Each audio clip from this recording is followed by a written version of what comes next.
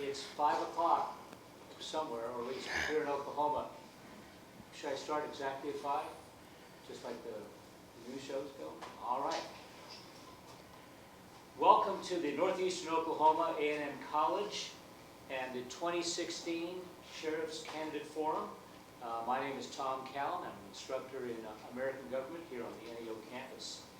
We have collected questions from those around us, from the citizens of Miami. Each candidate will have a chance to address those questions.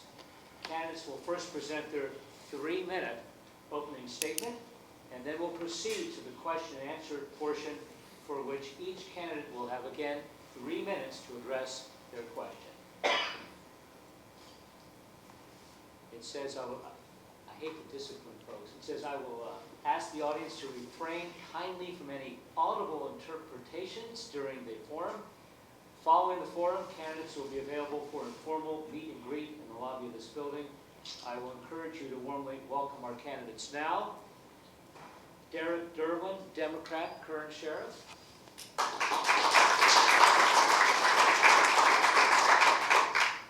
And to his left, at least geographically speaking, Jeremy Floyd, the Republican challenger. Thank you for joining us here on the campus. Our candidates are sitting in the order they will present their opening statements, determined just a few moments ago by a coin toss. So the sheriff will offer the first opening statement, and in this case, the person who is last will be first at the end.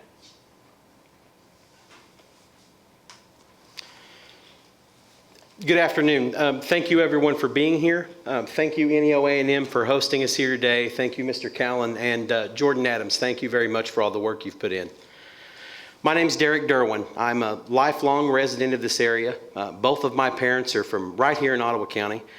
My wife, Crystal, is the office manager at Ottawa County Abstract and Title down here on Main Street in Miami. And I have 2 children, Danielle, who's a freshman here at NEO this year, Roe Norse, and my son, Cale, who's in the 6th grade at Will Rogers Middle School here in Miami. My family and I are Christians. We're members of the First United Methodist Church. For 17 years, I've devoted myself to public service at Ottawa County. I started working on graveyard shift in the jail back in 1999 and have dedicated my entire adult life to serving Ottawa County.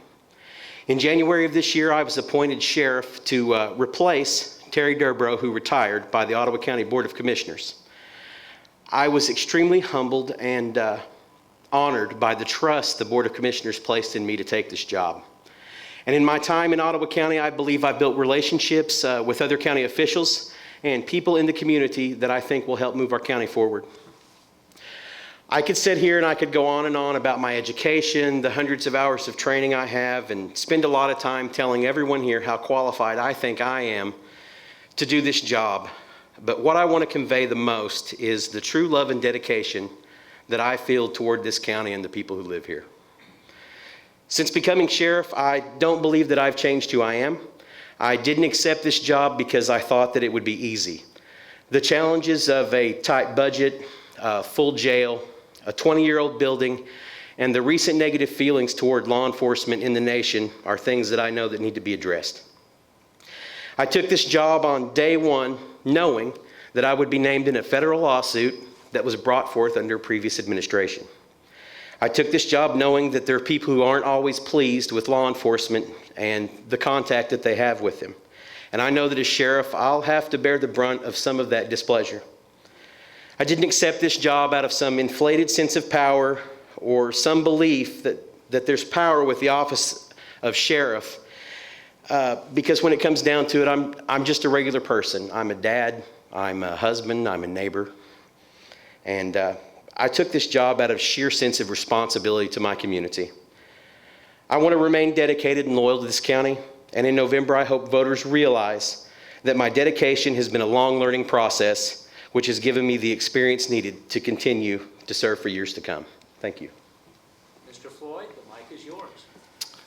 I want to mimic what Mr. Derwin said about thanking everyone that attended this evening, and it's a pleasure to be here in front of you tonight, and I want to thank NEO as well for having the forum here.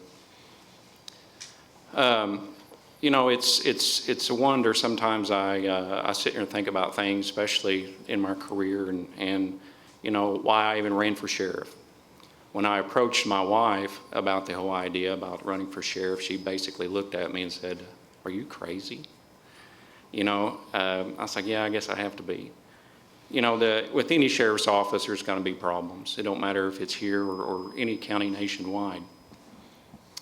But for some of you that don't know me, my name is Jeremy Floyd. I was born and raised here in Miami, Oklahoma.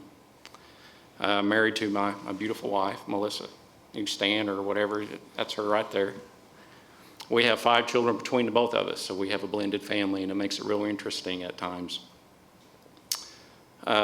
We live on a small farm just west of Commerce, and with that being said, I was born and raised here and went to school at Commerce my whole life, so it's home to me. And so anything I can do to bring back that home feeling to anyone, it's always a pleasure. Being raised on a farm teaches you a lot of things about life. It teaches you about ethics, teaches you about integrity, the value of things. It was then when I learned growing up, living on a farm, that I learned a great deal of this.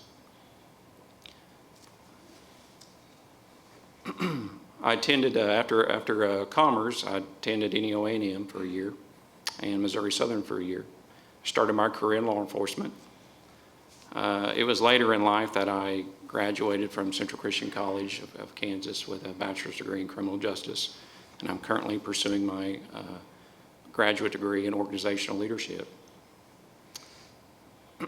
I have about 18 years of law enforcement experience, both here in Arkansas and Oklahoma.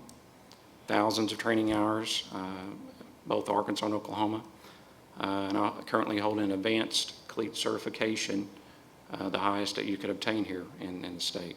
I currently work for the criminal justice, as a criminal justice advisor for Central Christian College, and I travel the country promoting our award-winning criminal justice program and instruct courses to law enforcement, corrections, and military personnel. Thank you. Question number 1 comes from Adam here in Miami. Have you ever been arrested? Sometimes in life, people make mistakes. Some may or may not get caught or punished for the particular mistake or act. Some may even be accused of something they have nothing to do with. Yes, unfortunately, I fell victim of a wrongful accusation. Yes, I have been arrested, but never convicted. The case was dismissed. When I was accused of a crime, it really played a toll on my life. My anger, sadness, and driven motivation to seek the truth was overwhelming at times. I often prayed and asked, "Why me, God?" I didn't find that answer till later in life. And it was to make you a stronger person. God knows all of our triumphs and failures. But as I get older, I've learned also that everything we do in life has consequences, whether good or bad. But it's the consequences that molds our lives that is yet to come. I look back and I see my things in my past as life hurdles, and every hurdle we encounter, it only prepares us for the future.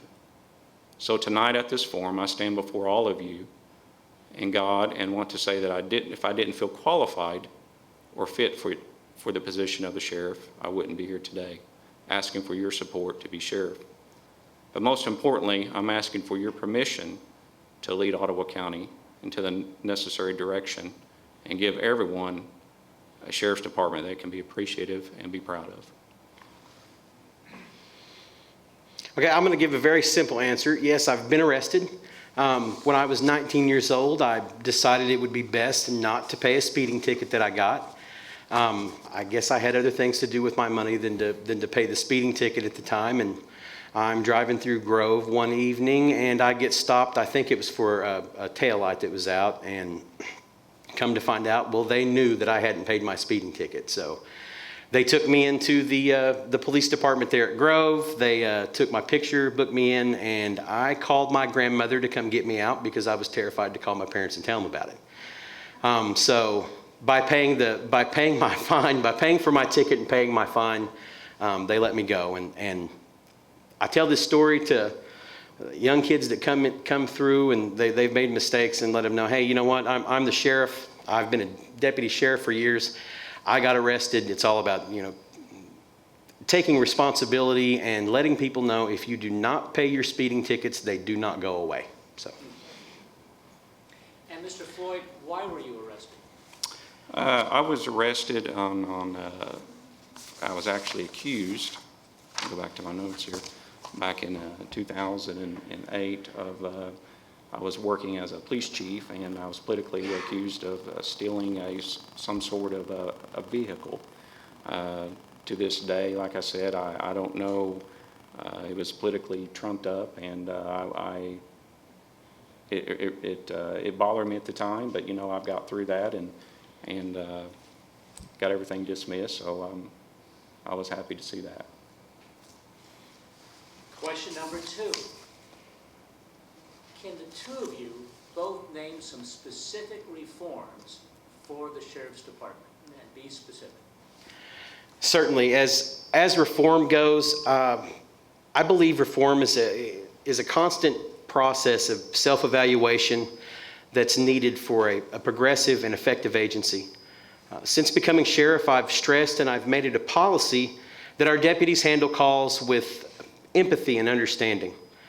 I've made it a point that our deputies take police reports, even in situations that might be considered civil matters or non-criminal matters, just to let people know that we're doing what we can for you and we'll document your problems for later reference if it's needed.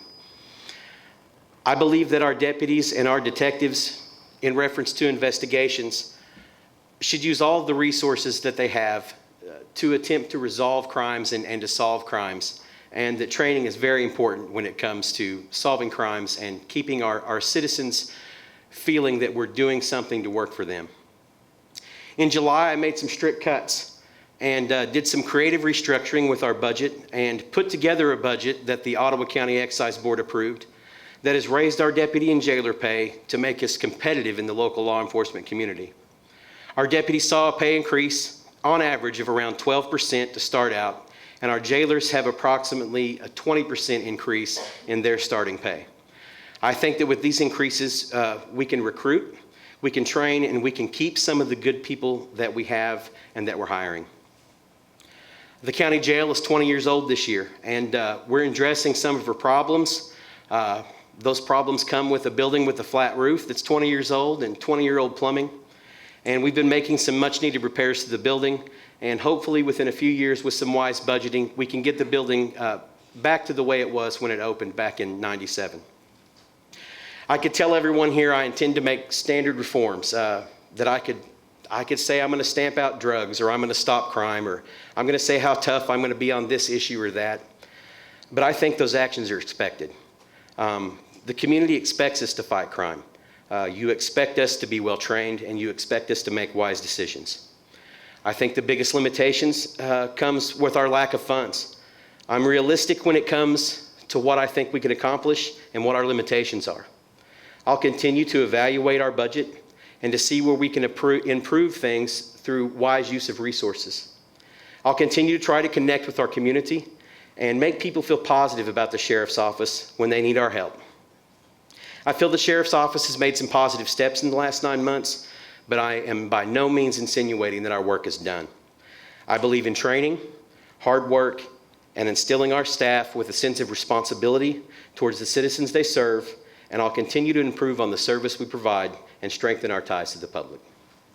Mr. Floyd.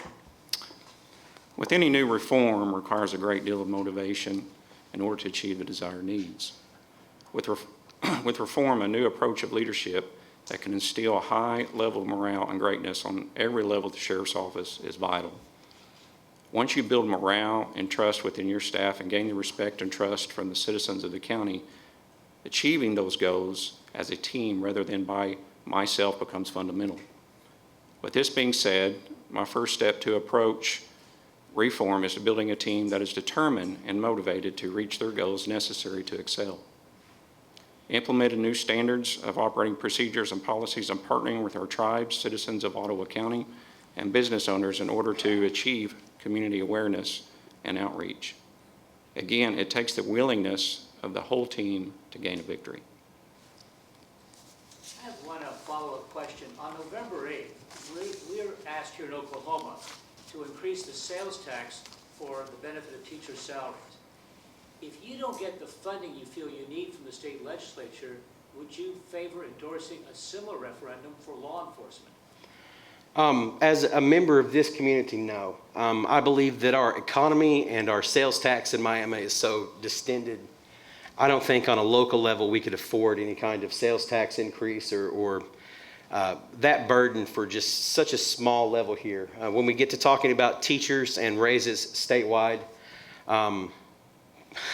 coming from a family of teachers, I have to say that I support anything that would get our teachers better wages and get better teachers into our state that will help our children. I'm all about trying anything and everything to get additional funding or money to support law enforcement in our community, but to raise a tax is not acceptable with me. Being a bedroom community of Joplin and Pittsburgh and Northwest Arkansas, if we continue to raise our taxes, people will go over there to do all their shopping, and we're losing more and more money all the time here. So I would not be in any favor of raising taxes for law enforcement. Basically, we just have to look what we got, deal with it, and continue on. A question from Betsy here in Miami. How do you address what she calls the rampant methamphetamine problem in the area? How we earn public confidence to control that problem? Methamphetamine is a major problem with our county and state. With the available resources that the Sheriff's Department has, it is imperative that we enforce the drug epidemic to our fullest capabilities. I plan on implementing a very progressive criminal investigation division, and one of those investigators will be assigned to working narcotics on a full-time basis.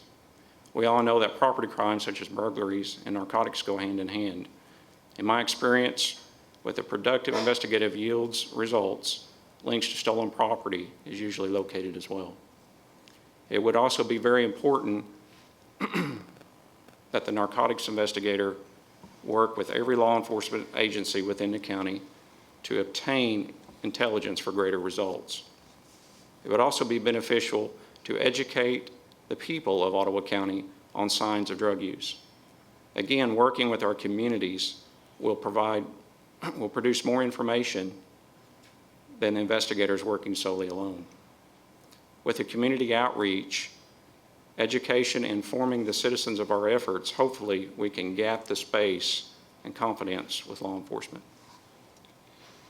Jason, go ahead. Okay. Go ahead. Jason in Fairland wonders, any possible changes in civil forfeiture? Okay, I'll answer that question. First, I'd like to say that I'm a proponent of civil asset forfeiture. Our forfeiture laws currently were enabled to cripple a large criminal organization by diverting their funds, by suppressing their funds. And they were originally written for large criminal organizations, but I think there's a definite benefit to the forfeiture process on a smaller scale. Just earlier this year, our narcotics officers arrested a 28-year-old woman and seized over $36,000 and a vehicle. This person also had in their possession an amount of methamphetamine that would be consistent enough for a distribution case. The cash that she had was admittedly being used to commit a crime, and the vehicle she was driving was being used to perpetuate that crime. So obviously you have a situation here where the cash in the vehicle is being used for an illicit purpose, and that would be very easy to prove in court.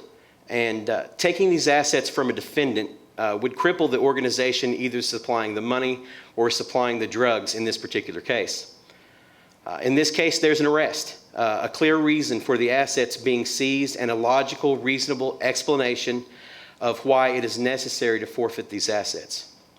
However, what we're seeing in certain places and the stories that we're hearing over the past several years is of law enforcement taking advantage of the forfeiture process. Police seizing assets with no arrest and no real crime committed, and the media has dubbed it policing for profit. These types of situations are certainly situations we want to avoid here in Ottawa County. To me, it's a common sense issue. A good relationship between law enforcement and prosecution is very necessary. I would never make a large seizure of assets without consulting with my district attorney and without evaluating, explaining the situation, and then getting a response. Because ultimately it's our district attorney who is going to litigate the civil forfeiture hearing on the county's behalf. So to me, it's very common sense. If law enforcement is taking advantage of the situations and the forfeiture is not warranted, and they continue to abuse the civil forfeiture process, it's quite possibly we need new legislation in place to control that. But my office will continue to seize and forfeit assets that we believe are being used to fuel criminal activity, and apply the law in a reasonable manner with the consent and cooperation of our prosecutor's office. Mr. Floyd. As part of my agenda for sheriff, I stand firmly on the Constitution and what it stands for. We see and hear of our own federal government that is attempting to chip away parts of the Constitution to only benefit them, not the American people it was created for. It angers me to see political schemes to take away rights of Americans in order to make our great country a government-controlled democracy. In regards to civil forfeiture, it is imperative that we do not infringe on someone's civil rights. Per our 5th and 14th Amendments of the Constitution, it clearly details this. According to an article in a 2014 Washington Post investigation, since the 9/11 attack, nearly 70,000 cash seizures totaling $2.5 billion has occurred without warrants or indictments. Only 1/6 of them were challenged, and only 41% of those actually received their money back. I don't know about you, but these stats are very alarming. Don't get me wrong, if civil forfeiture is properly enacted legally through due process, I'm all for it. But I will not stand for the rights of citizens to be trampled on. Let me just say this again. In order for civil forfeiture to be enforced, it must be accompanied by a due process only, no exceptions. And did I allow you to comment on methamphetamines? No, you did not. I had to go right ahead. Excuse me. Certainly, certainly.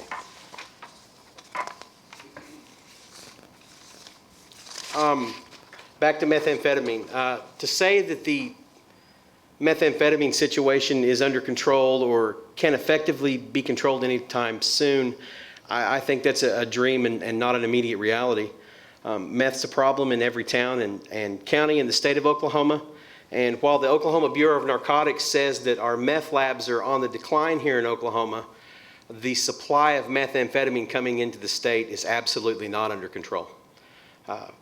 Without spinning some sort of tall tale on how to stop the meth problem, I want to talk a little bit about what I believe are some of the problems in our criminal justice system in dealing with those arrested and convicted for the crimes involving methamphetamine. I look at our jail and almost today 150 people in it and that are detained here, and I realize that a vast majority suffer from some sort of substance abuse problem. Our courts are overburdened with case after case after case of people who either sell or possess meth right here in our community. And since I started working for Ottawa County, I've noticed a lot of the folks that are convicted for meth-related crimes go through the criminal justice system, either serve out probation or go to prison, and they end up right back in our county jail when they're out. I don't have a definitive answer to the problem, but what we're doing as a criminal justice system, it's just not working. We see meth that's manufactured outside the state come into our county and poison our population. We see property crimes and the violent crimes that go along with the drug-related crimes. But until there's a systematic reform in how we handle drug crimes in this nation, the problem is going to persist. Until then, our deputies and our detectives are going to work hard to get meth and those who sell it off our streets and out of our communities. Just recently, as I was telling you about the arrest that we made on the 28-year-old woman. Those drugs were coming in, the $30,000 in cash was going out of the community to buy methamphetamine, and that methamphetamine was coming right back into Ottawa County to be distributed. The recent conspiracy case, which has rendered over 20 arrests in Ottawa and Delaware counties, which was directed by the Oklahoma Bureau of Narcotics and assisted by our own DA's Drug Task Force, was the largest meth case so far in Ottawa and Delaware counties, and our deputies and detectives were instrumental in bringing forth those arrests. So I'm not going to sit here and say that I know how to fix the meth problem overnight or in the near future, and we're going to continue to fight the good fight, and we're going to attempt to slow down the meth coming into our county. And hopefully our legislators, our prosecutors, and our judges will find an effective means of getting people off meth and getting this terrible drug out of our communities. A question about the Bureau of Indian Affairs from Jay here in Miami. Should the Bureau of Indian Affairs be able to make traffic stops within Ottawa County and within the city of Miami, and to be able to use drug dogs for searches during traffic stops? Mr. Floyd. To be honest, I go back and forth on this question. Like I stated before, I will be a constitutional sheriff. And with that being said, I personally believe that we should be handling our own problems within our country without using federal police as a primary enforcement. Federal police should be a supportive agency only. On the other hand, the more eyes and ears we have available, the better we can reduce crime. If I'm elected sheriff, I want to meet with the BIA officers to gain input on their patrol objectives within our county. I also want to research the pro and con legality facts and obtain feedback from the citizens of Ottawa County on their thoughts and feelings before I make a final decision. I also wanted to make it clear that, in my opinion, that there is a difference between the tribal law enforcement agencies and the BIA. Sheriff. I've said before in the last forum that I'm fundamentally opposed to the federal government enforcing law on a local level. The idea of the federal government using resources to expand the scope of its authority is an issue with many people. But I also believe there is a fear in some people that might be a bit unreasonable when it comes to the federal government attempting to infiltrate and take over our local law enforcement. The federal government, in my mind, has enough responsibility and their own budget limitations without coming in here and trying to take over our law enforcement. And this government takeover thought to me seems a bit far-fetched. I have, since becoming sheriff, issued commissions to our local BIA officers and to our tribal police officers, and will continue to do so as long as they offer the resources and assistance that they make available. The commissions that I grant to the BIA and to our local tribal law enforcement agencies are provisional and can be taken away at any time that any bounds are overstepped that our community or that I feel have encroached upon unnecessary or unethical. As I mentioned before, our budget doesn't accommodate all the resources we'd like to afford.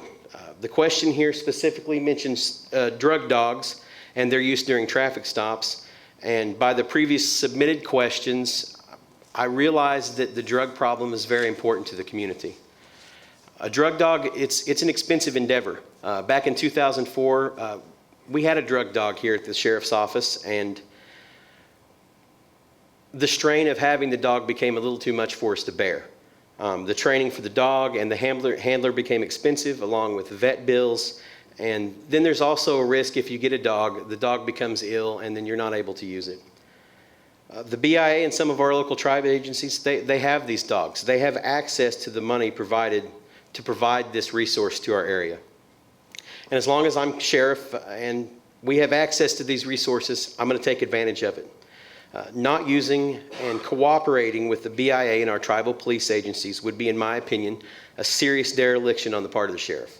Our BIA officers and our tribal officers, they're people who live in our communities. They go to our churches, and their kids go to school with all of our kids. I don't think there's some sort of government Gestapo coming in and trying to take over our law enforcement. These agencies have great resources, highly trained officers, and as long as I'm sheriff, I'm going to work with and cooperate with these agencies and take full advantages of the resources they bring into our community. Community policing. Everybody hears that concept. We've heard the vice presidential debate from police chiefs from Charlotte, North Carolina to Dallas, Texas. What does that mean? What does that mean to each of you? Community policing, I'll give a simple answer. I support community policing. I believe that the trust between the public and law enforcement, it's key in stopping crime. If the public feels apprehensive about reporting crime, or if they feel that if they call and report a crime, nothing is going to be done, then there's a serious problem within the agency. As I mentioned before, my policies regarding reporting, a deputy's conduct is very important to me. And now that we're providing a level of pay that's competitive, we can be far more selective in who we hire, who we retain, and in regards to a deputy's attitude, who we keep in our service. I feel that in the past decade, law enforcement has become its own greatest enemy. Cops have become such a guarded, closed-off group that I think the public sometimes feels uncomfortable with approaching police officers. The trend in military-style uniforms with battle dress pants and shirts and tactical vests, I think can be a little intimidating to people sometimes and make police seem a little bit unapproachable. At the Sheriff's Office, we're trying to start a process where we change our uniforms from our BDU-style uniforms to a more traditional uniform like I'm wearing, because I think it makes a police officer seem a little bit more approachable, especially to kids. Since becoming sheriff, the Sheriff's Office has become involved in several programs to reach our kids and our public. We've participated in bicycle safety rallies sponsored by the Boy Scouts of America, school reading programs, and other public events. And I want to say that this past Saturday, the Sheriff's Office entered the chili cook-off at Quapaw Heydays, where we won the People's Choice Award for our chili. It was good stuff. This past Monday, the Sheriff's Office participated in the after-school program at Nichols and Wilson Elementary School here in Miami. We went over to Nichols and tried to help them solve the crime of a balloon being missing that held their fundraiser prize winner. And then after that, we went to Wilson Elementary School, where we helped the kids try to solve the crime of why Humpty Dumpty fell off that wall. So I do believe that we're taking some steps in trying to connect with the public, and I will be committed in expanding our efforts in community policing. Mr. Floyd. I'm a firm believer in community policing. Law enforcement forgets at times that we are serving and protecting the people. In my years in law enforcement, I found out that with the people's help, it made my job easier. Plus, it gave me a sense of pride and accomplishment back to the people that I served. Part of the agenda I want to implement is community outreach. By offering educational classes, citizens academies, and promoting unity is not only important to the everyday crime prevention, but critical to the everyday operations of the Sheriff's Department. We must also embrace community awareness through social media, town hall meetings, and public events. I also have to encourage our deputies to become more involved within their communities. I want to implement patrol districts so the people that they serve will know their deputy that's patrolling their neighborhood. Reforming the reserve deputy program to bring in many volunteers from around the county to also give a sense of comfort to people that knowing that they have a deputy nearby. Our nation's law enforcement must reconnect themselves back into society. It is tough because the brave men and women whom put the badge on every day sees and hears all the negative things in the world, but very few hear positive feedback. Law enforcement feels a sense of uncertainty and protects themselves, which I refer to as their turtle shell, that protects them from all evil. But what we all forget sometimes is that the shell is not needed on every occasion, and sometimes that hides the real person that's behind the badge. 2 new questions from the audience, because we don't want the evening to end too soon, do we? Concerning state questions 780 and 781. The first is, would you favor reclassifying some drugs or property crimes as misdemeanors? I've looked over this a little bit, and as a law enforcement officer, I don't think that my opinion I don't think I can have my opinion enter into the equation. As a law enforcement officer, sometimes we hear people that are constitutional law enforcement officers, and they believe that the Constitution is the absolute, they support the Constitution universally, and to me, the Constitution is dictated to me through Oklahoma statute and through the case law we have here in Oklahoma and on the federal level. I don't think that my personal feelings on the Constitution should enter into the decisions I make as a law enforcement officer, because I think it leaves way too much liability open to the community. As far as the crimes that they're talking about reducing to misdemeanors, I understand that there's a serious problem in the state with our budget, that the state of Oklahoma, we're in a tough time right now.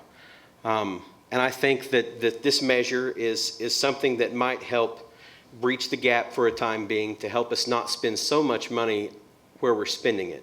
But as far as having an opinion, my opinion is I will enforce whatever law is passed by our legislature and by the vote of the people. Mr. Floyd. Some of our neighbors, especially Colorado, to the west of us, when they legalized marijuana, they thought it would fix a lot of problems within the state. What only created some of the problems within is it brought in a different element of people. And some of the people that I have visited with over there, it has brought in many new situations that they're not happy with. I'm against legalizing any type of narcotics, because I believe that, a lot of that is a step drug and will lead to other things. I tell this to my kids, and I'm against it. I'm not for it. But at the same time, I have to look at the state budget and say, well, if we reclass some of our misdemeanor crimes to felony, from felony to misdemeanor, it would save some money in the long run. But kind of like Mr. Derwin said, I'm in favor for whatever the state decides to do, and I will force whatever is implemented in. But in my opinion, I'm not for that, no. And the next question is, are there some savings that you can imagine from State Question 780 to help fund or to help finance rehabilitation programs?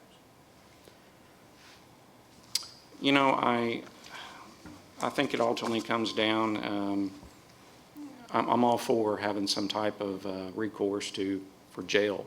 Mr. Derwin said, 150 plus people in jail, and a lot of that has to do with mental or narcotic issues.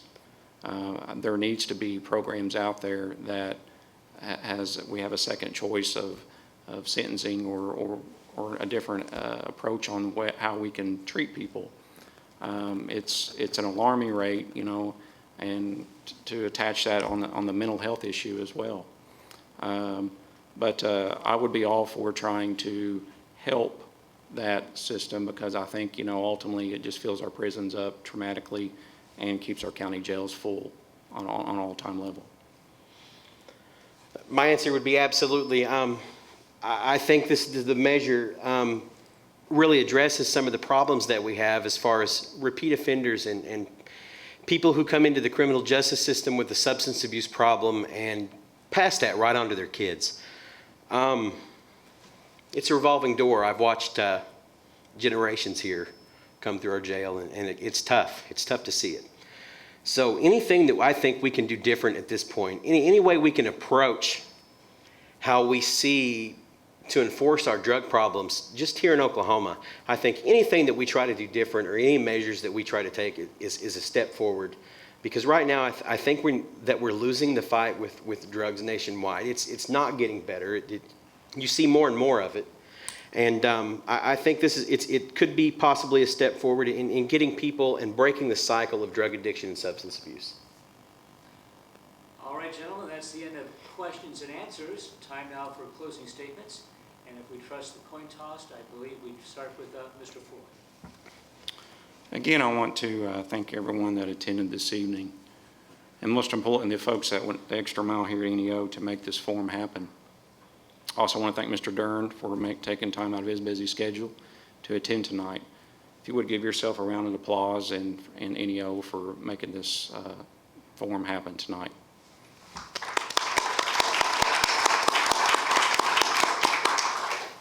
In closing, I encourage everyone to go vote November 8th. Regardless of your choice of candidate is, it's crucial that everyone votes to make a difference. On a personal note, if elected sheriff, I'm not going to make any promises I can't commit to, but most importantly, I can promise that I will be the best. I will do my best as I can. I would be honored and humbled to have your support. I leave you tonight with saying that I find very true and we lack in today's world. A saying that I hold dear to my heart. The greatest leader is not necessarily the one that does the greatest things, but is the one that gets the people to do the greatest things. Ronald Reagan said that. But again, God bless you guys, and it was a pleasure to be here. I would like to say thank you to NEOA&M for hosting us. Thank you, everyone, for being here. Mr. Callan, Jordan Adams, thank you very much for having us. In conclusion, I'd like to say that everyone's going to be taking to the polls in November and choosing who they want best to represent them. I said this in the last forum, and I believe it's important. Before you vote for a candidate, ask yourself, what is the motivation behind running for office? Ask yourself, who is this person at their core? Myself personally, I feel a deep responsibility towards this county. Since becoming an adult, I've lived right here, I've worked right here, and I've raised my family right here. I've tried to instill the values that I've learned from the good people here in this community in my own kids, and I've done my very best to serve with honor and respect. I'm very humbled to have the privilege to serve as Ottawa County Sheriff, and I hope to continue that service for the next 4 years. At my core, I'm a public servant, and I can't imagine myself doing anything else. My motivations aren't based on ego, any sense of power or reprehension. I'm motivated by a sense of duty and a feeling of loyalty and a strong commitment to my county and the people who live here. I hope that in November, voters will choose me to continue to represent them as the Sheriff of Ottawa County. I appreciate this opportunity. God bless you, and thank you very, very much.